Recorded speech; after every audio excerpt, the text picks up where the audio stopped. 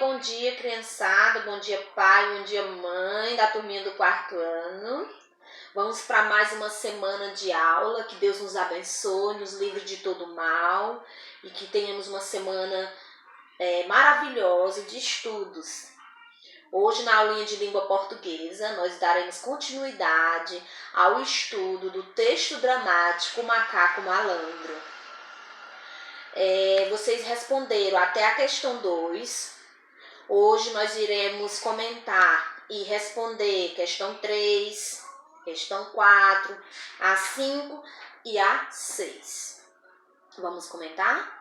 Então, na questão 3, tem assim: em um julgamento, os envolvidos em um problema pode levar um advogado profissional que ajuda a defender uma pessoa, com o objetivo de convencer o juiz por meio de argumentos. Organize-se em 2 grupos e simule um tribunal.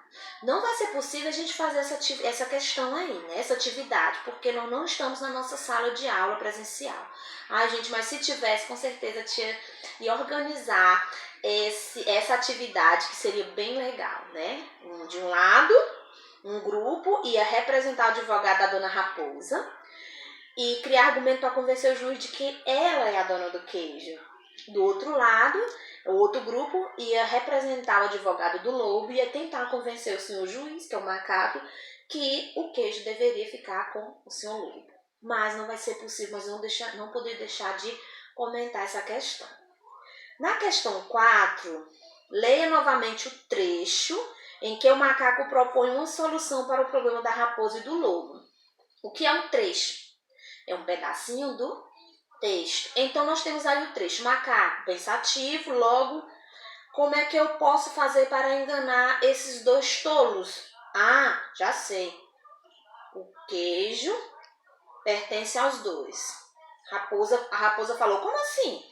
O lobo: como é que o queijo pode ser dos 2? O macaco respondeu: dividindo ao meio. Alternativa A.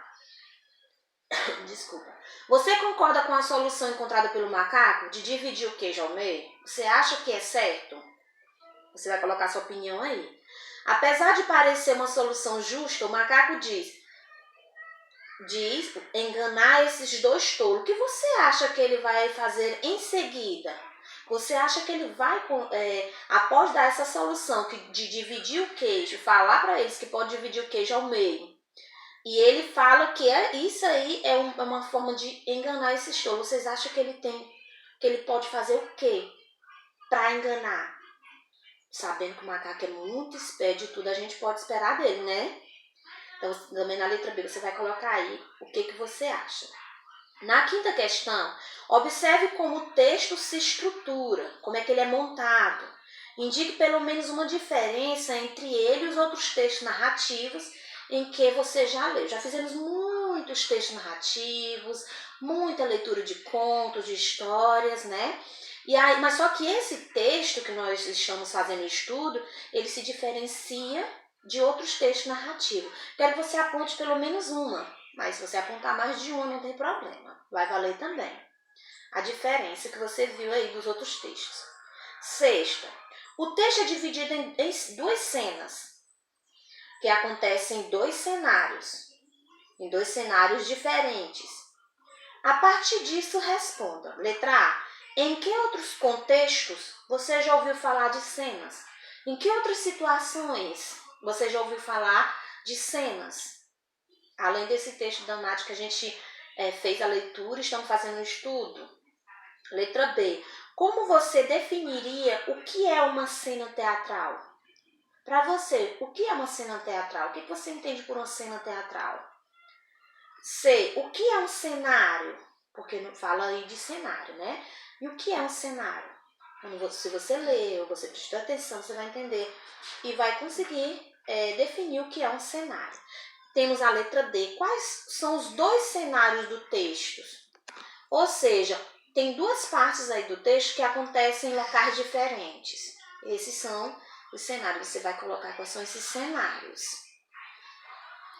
D. Os locais em que ocorrem as cenas do texto dramático são representados na cena teatral pela cenografia, que é o planejamento e a criação de cenários. Na peça, a indicação sobre o cenário é muito detalhada ou pouco detalhada?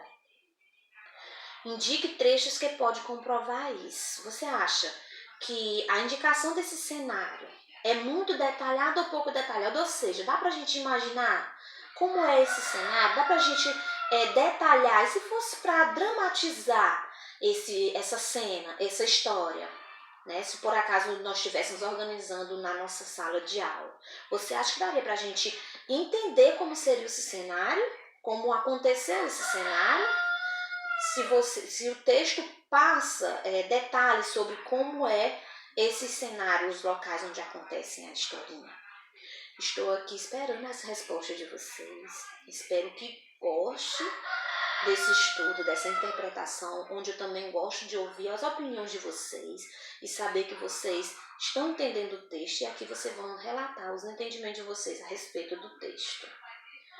Um abraço e até a próxima!